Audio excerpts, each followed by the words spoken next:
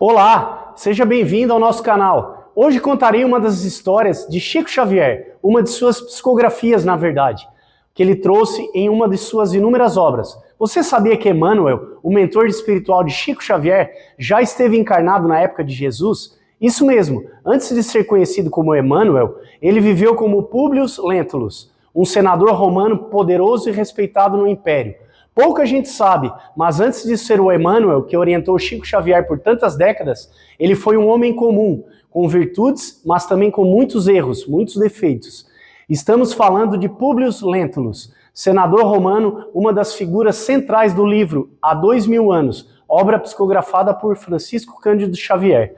Públio era um homem de poder, habituado ao discurso no Senado, aos banquetes de elite de Roma, um espírito ainda preso ao orgulho, à vaidade, à crença de que o poder político era o centro da vida, parecido com hoje em dia algumas coisas, né? Mas como acontece com todos nós, a dor veio como um chamado para o despertar.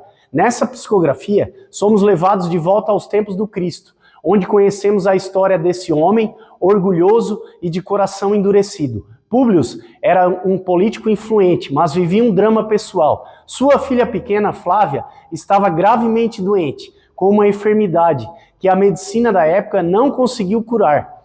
Então, movido pelo desespero de um pai que ama, Públio, junto de sua esposa Lívia, viajou até a Galileia. Ouviu falar de um tal de Jesus de Nazaré, isso mesmo, um homem simples, mas que realizava curas através do amor e da fé. Essa viagem não foi apenas uma travessia de terras, foi na verdade uma travessia espiritual. E foi ali, nesse encontro, que marcaria sua existência por séculos, que Públio Lentulus conheceu Jesus. O encontro aconteceu de forma simples, sem pompas, sem protocolo político que Públio estava acostumado.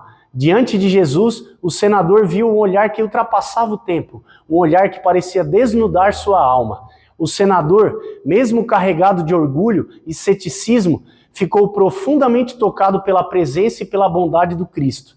Jesus, com sua imensa compaixão, olhou nos olhos daquele homem tão poderoso e fez um apelo que ultrapassou os limites da vida material. Públio, é preciso nascer de novo, recomeçar, aprender a amar e perdoar e servir ao próximo. O poder que você busca só tem valor quando é utilizado para fazer o bem. Venha, siga-me, deixe tudo para trás. O senador, ouvindo aquilo, baixou a cabeça e, pensativo, em seu coração hesitou em deixar sua vida, sua condição naquele momento. Jesus, com a sua capacidade infinita de amor, complementa.